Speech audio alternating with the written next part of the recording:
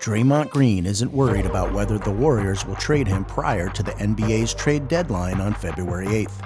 Yet if Golden State decides to ship him off somewhere else in the upcoming weeks, Green would understand why. On his podcast, The Draymond Green Show, the polarizing Golden State forward explained why it would make sense for Warriors GM Mike Dunleavy Jr. to try and unload some of his team's current crop of superstars. Green said on the podcast, "If that trade ever came to fruition, you deal with that. You cross that bridge when you get there. It's not really something that I worry about. I mean, if you're 18 and 22, how can you question anything someone does?" He also went on to say, "We've never really been an active team at the trade deadline.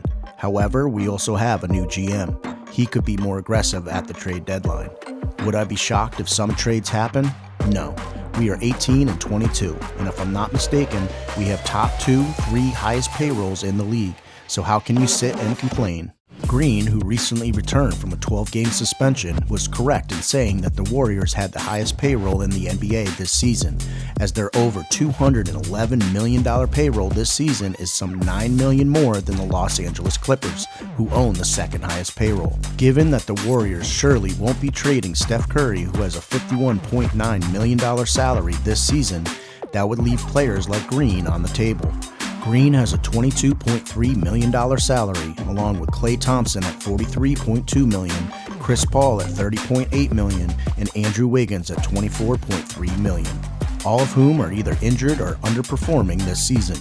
The team's persistent struggles this season make it tough to imagine their current roster can make a playoff push, and Green wouldn't be the least bit surprised if his days playing in the Bay Area are numbered.